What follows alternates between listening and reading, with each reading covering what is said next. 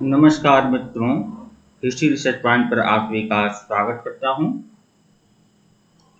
NCERT history का master test चल रहा है और यह टेस्ट संख्या 27 है। अगर इसके पहले का वीडियो अगर आप लोगों ने नहीं देखा है तो प्लेलिस्ट में जाइएगा। एनसीईआरटी हिस्ट्री मास्टर टेस्ट के नाम से प्लेलिस्ट बनी हुई है, प्लेलिस्ट में जाइएगा और सभी वीडियो को देखिएगा। हमारा ऑफिशियल व्हाट्सएप नंबर डिस्क्रिप्शन में दिया गया है, यहाँ पर भी हमारा ऑफिशियल व्हाट्सएप नंबर है। एनसीईआरटी हिस्ट्री का कंप्लीट कोर्स 1499 का है। यूपीएससी के लिए, स्टेट पीसीएस के लिए, केपीएस के लिए, एनवीएस के लिए, डी12+B, टीजीटी पीजीटी के लिए और बीपीएससी पीजीटी के लिए यह आपका कंप्लीट कोर्स है 1499 का। जो लोग हमारे कोर्स को ज्वाइन करना चाहते हैं हमारे ऑफिशियल व्हाट्सएप नंबर पर मैसेज कर सकते हैं। आइए शुरुआत करते हैं। यह टेस्ट संख्या 27 है, देखते हैं।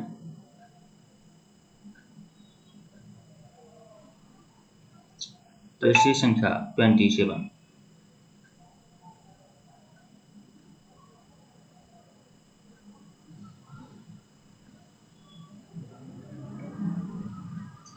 प्रश्न संख्या 11 देखिएगा। भारतीय इतिहास में 12 मार्च 1930 की तिथि जानी जाती है। तो 12 मार्च 1930 की जो तिथि है वह क्या जानी जाती है? महात्मा गांधी द्वारा दांडी मार्च शुरू करने हेतु। विकल्प सी जो है वह आपका सही है। दूसरा व्याख्या देखिएगा। दूसरा सविनय अवज्ञा आंदोलन अर्थात सविनय अवज्ञा आंदोलन 12 मार्च 1930 को गांधी जी के प्रसिद्ध दांडी मार्च के साथ आरंभ हुआ। प्रश्न संख्या 12 देखिएगा। दिए गए कथनों पर विचार करना है। गांधी जी ने दांडी मार्च की शुरुआत वर्धा आश्रम से की थी। भैया, वर्धा आश्रम से नहीं किया था गांधी जी ने, अहमदाबाद साबरमती आश्रम से किया था, तो ये तो आपका गलत हो गया। दूसरा देखिएगा। 6 अप्रैल 1930 को गांधी जी गुजरात के तट पर पहुंचकर नमक कानून का उल्लंघन किया था। यह सही है। दूसरा सही है नहीं, पहला आपका गलत है। कौन सा कथन सत्य है?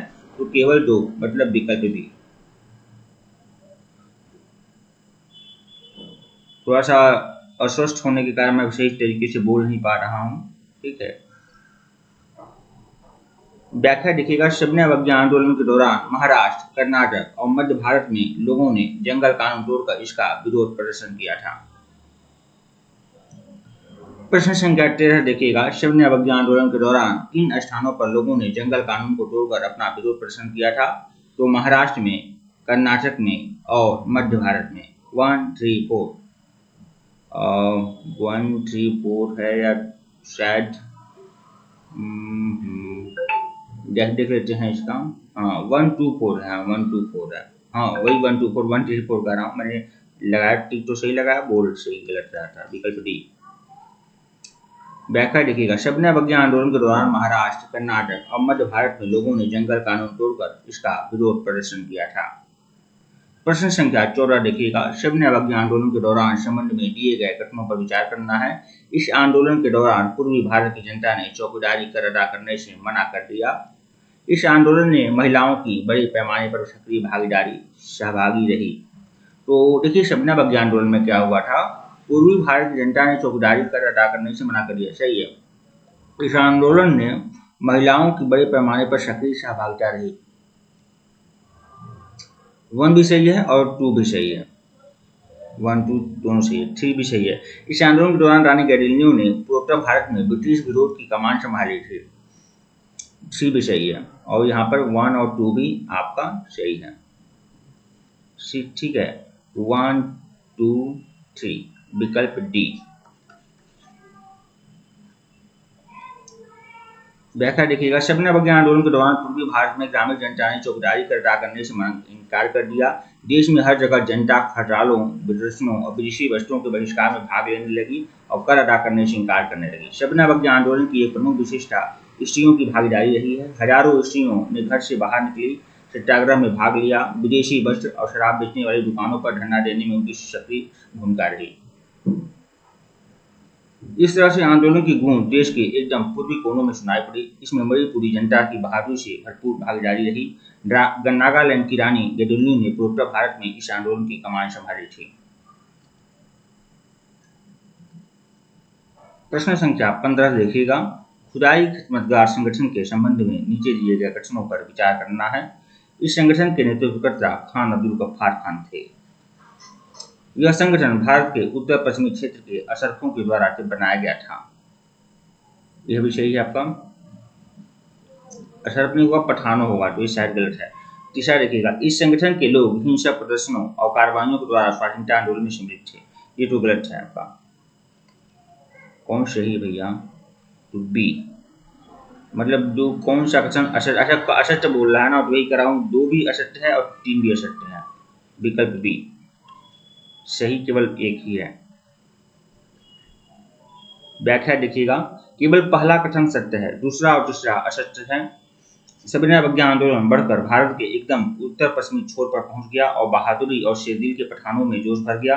सीमांत गांधी के नाम से प्रख्यात खान अब्दुल गफ्फार खान के नेतृत्व में पठानों ने खुदाई खिदमतगार नामक संगठन बनाया था, जो जनता के बीच में लाल कुर्ती वाले कहलाते थे। ये लोग अहिंसा के द्वारा स्वाधीनता संघर्ष को समर्पित थे। प्रश्न 16 देखिएगा, 1930 में ब्रिटिश सरकार द्वारा लंदन में भारतीय नेताओं और सरकारी प्रवक्ताओं का पहला गोलमेज सम्मेलन कुछ उद्देश्य हेतु आयोजित किया गया था। तो देखिए, जो पहला गोलमेज सम्मेलन हुआ था, यह किस उद्देश्य हेतु आयोजित किया गया था? 4 ऑप्शन आप लोग के सामने। जो साइमन कमीशन की रिपोर्ट पर विचार हेतु, विकल्प ए जो है वही आपका सही है। व्याख्या देखिएगा, 1930 में ब्रिटिश सरकार ने लंदन में भारतीय नेताओं और सरकारी प्रवक्ताओं का पहला गोलमेज सम्मेलन आयोजित किया गया, जिसका उद्देश्य साइमन कमीशन की रिपोर्ट पर विचार करना है। ये जो आपको सीरीज करा रहा हूँ, ये लगभग 2500 क्वेश्चन की सीरीज है, वही फुल एक्सप्लेनेशन के साथ। ठीक है, जो भी लोग हमारे कंप्लीट कोर्स को ज्वाइन करना चाहते हैं, हमारे व्हाट्सएप पर मैसेज कर सकते हैं। 1499 रुपये का कंप्लीट कोर्स है।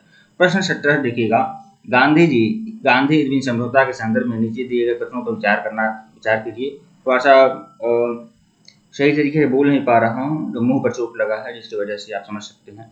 गांधी इरविन समझौता के संदर्भ में नीचे दिए गए कथनों पर विचार करना है। ब्रिटिश सरकार सविनय अवज्ञा आंदोलन के दौरान गिरफ्तार सभी कैदियों को रिहा करने में सहमत हो गई थी। गांधी इरविन समझौता में यह विचार हुआ था कि ब्रिटिश सरकार सविनय अवज्ञा आंदोलन के दौरान गिरफ्तार सभी कैदियों को रिहा करने को सहमत हुई, लेकिन कुछ कैदियों को रिहा करने की सहमत हुई थी, सभी कैदियों को नहीं।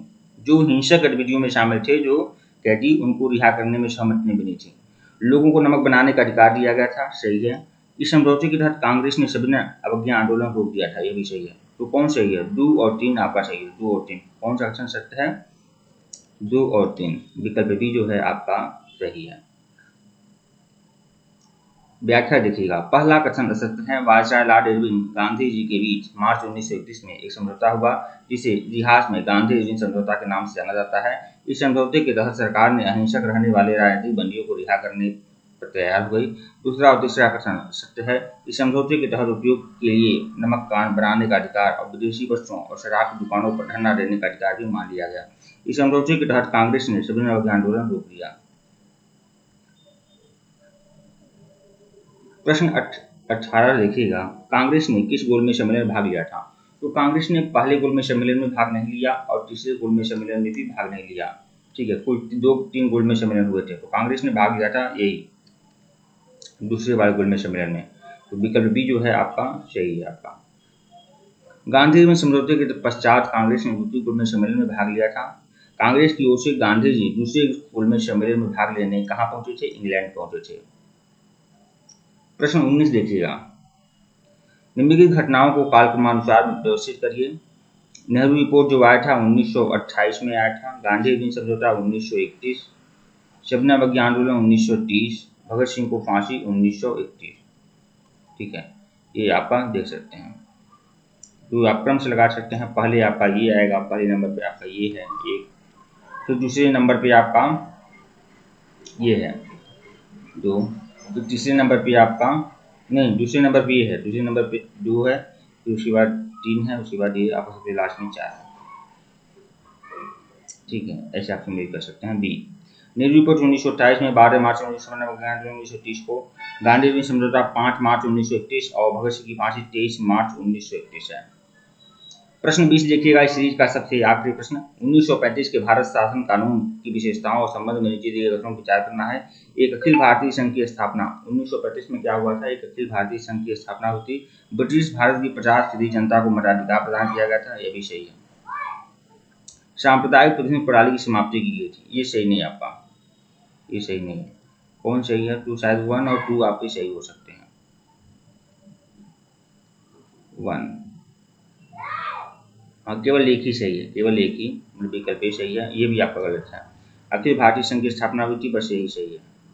व्याख्या देखिएगा, केवल पहला कथन सत्य है। 1935 के भारत शासन कानून में एक नए अखिल भारतीय संघ की स्थापना और प्रांतों में प्रांतीय स्वायत्तता के आधार पर एक नई शासन प्रणाली की स्थापना की गई थी। यह संघ ब्रिटिश भारत के प्रांतों और रजवाड़ों पर आधारित था। इस कानून के द्वारा केंद्र में 2 सदनों वाली एक संघीय विधायिका की स्थापना की गई थी। इसमें रजवाड़ों को भिन्न भिन्न प्रतिनिधित्व दिया गया था, मगर रजवाड़ों के प्रतिनिधियों का चुनाव जनता द्वारा नहीं किया गया था, बल्कि उन्हें वहां के शासक मनोनीत करते थे।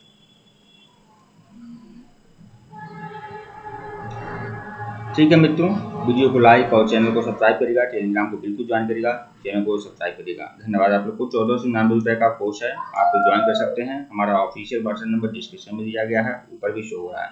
धन्यवाद।